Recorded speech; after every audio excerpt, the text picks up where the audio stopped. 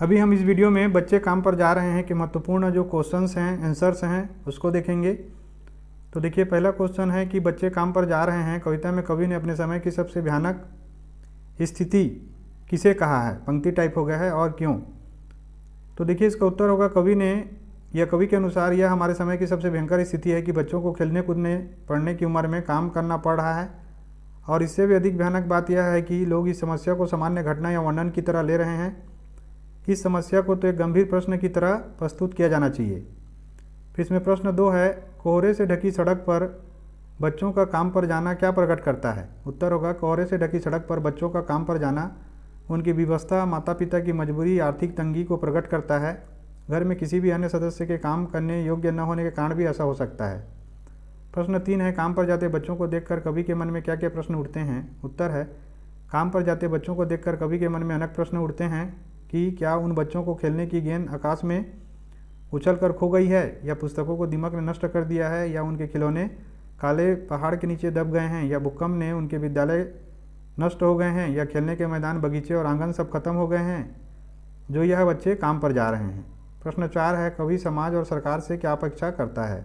उत्तर है, समाज में जो सक्षम समर्थ लोग हैं वे संवेदनशील बने और उन बच्चों की मदद करें, और सरकार देखकर भी अनदेखा न करें बल्कि उनकी समस्याओं को हल करे। अतः कवि समाज और सरकार को जागरूक करना चाहता है। प्रश्न 5 है, प्रस्तुत कविता के आधार पर हस्बामामूल का अर्थ लिखिए। कविता में यह शब्द किन वस्तुओं के लिए प्रयुक्त हुआ है। प्रस्तुत कविता में हस्ब मामूल का अर्थ है यथावत, अर्थात हर वस्तु का पहले जैसा होना, कोई बदलाव ना आना। इस शब्द का प्रयोग खिलौने, बाग बगीचे, पुस्तकें और विद्यालय के लिए किया गया है। प्रश्न 6 है, बच्चे काम पर जा रहे हैं नामक कविता के आधार पर बताइए कि कवि की हताशा और निराशा का क्या कारण है। उत्तर है कि आज के बच्चे कल के नागरिक हैं। इसके लिए बच्चों को खेलकूद और पढ़ाई लिखाई का पर्याप्त अवसर मिलना चाहिए। दुर्भाग्य से बच्चों को इनमें से कुछ भी नहीं मिल रहा है और उन्हें काम पर जाना पड़ रहा है। बच्चों का अंधकारपूर्ण भविष्य ही कवि की हताशा और निराशा का कारण है। प्रश्न 7 है, प्रस्तुत कविता के आधार पर बताइए कि बच्चों को किस प्रकार की सुख सुविधाएं मिलनी चाहिए। उत्तर होगा कि बच्चों को निम्नलिखित प्रकार की सुख सुविधाएं मिलनी चाहिए, जैसे पहला, खेलने के लिए बाग बगीचे, मैदान, घरों के आंगन तथा खिलौने। दूसरा, पढ़ने के लिए रंग बिरंगी पुस्तकें और विद्यालय। तीसरा, बच्चों को खेलकूद और पढ़ाई लिखाई का अवसर। और चौथा, काम पर जाने से मुक्ति। प्रश्न 8 है कि दुनिया की हजारों सड़कों से गुजरते हुए कथन द्वारा कवि भयानक स्थिति का कौन सा स्तर दिखाना चाहता है।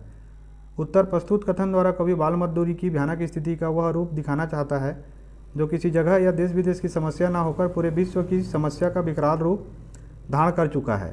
प्रश्न 9 है, मदरसे, मैदान, बगीचे और आंगन वास्तव में खत्म हो जाएंगे तो क्या होगा। प्रस्तुत कविता के आधार पर लिखिए। उत्तर है, मदरसे, मैदान, बगीचे एवं आंगन वास्तव में खत्म हो जाने पर बड़ी भयानक स्थिति होगी।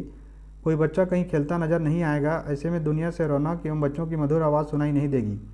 वह फैक्ट्रियों एवं मशीनों के शोर में दबे रह जाएगी। प्रश्न 10 है, बच्चे काम पर जा रहे हैं नामक कविता का उद्देश्य क्या है, स्पष्ट कीजिए।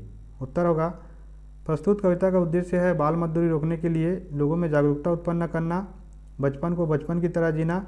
हर बच्चे का जन्म सिद्ध अधिकार है, उसे बचपन में खेलने कूदने और पढ़ने लिखने का पूरा अवसर मिलना चाहिए।